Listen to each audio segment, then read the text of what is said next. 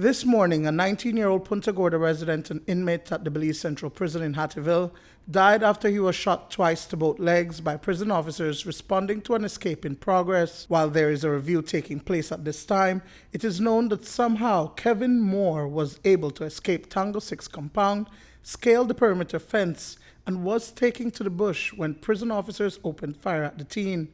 The alarm was triggered just before 9 a.m. The alarm was sounded that there was an escape in progress. And when we hear an escape in progress, we move into recapturing mode. So we heard the shots being fired from the towers, and we later learned that it was a prisoner running towards the bushes from behind the mental block building. Apparently he scaled the fence, the outer perimeter security fence, and climbed over, pushed aside the barbed wire that is at top of the fence, and he jumped onto the perimeter road nearby and began proceeding towards the high bushes.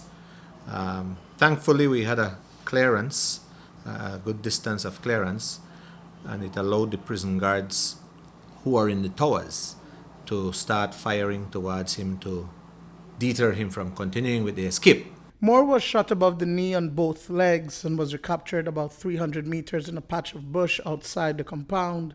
The blood stains on the perimeter road are telltale signs that he hemorrhaged for some time before he was taken to the medical center at Kobe and then rushed to the K.H.M.H. Unfortunately, he perished in transit. Once he had been incapacitated, which is what we try to do when we capture an escapee. We try to incapacitate them by shooting towards the foot. Then we brought him back to the prison's medic center, where an initial assessment was done on him. And his wounds were attended to by the medic department. They tried to stop the bleeding and those kinds of things.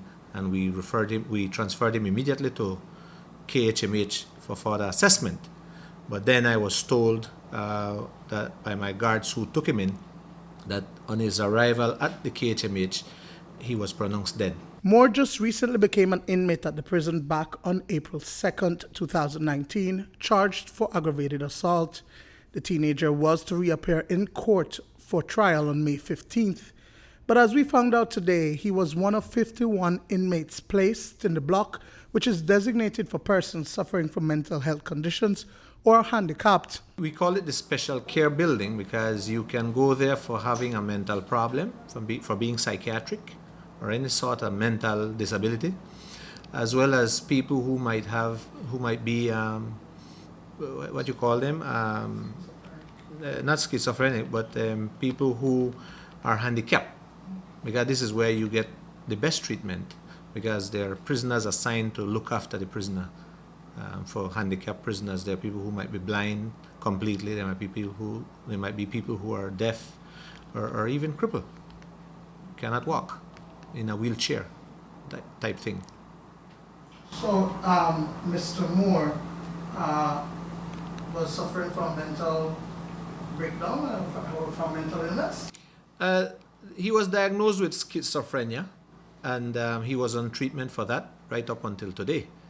So, and that was prescribed by the psychiatrist. While it is not classified as murder, there is an internal and criminal investigation ongoing at the prison to determine whether the lethal force used on Moore was justified. We will definitely investigate with respect to how the escape happened. We will investigate thoroughly because we need to fine-tune that if there was any breach of protocol or any fall down by any officers.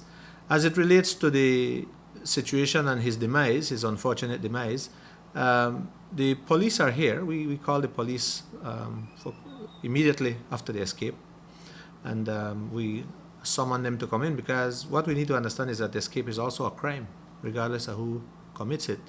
And the fact that he was shot makes it even more a crime scene, and the police needs to be involved. And then worse now that he's demised, it's even more important that the police comes in. During an escape, you hardly know immediately who is escaping.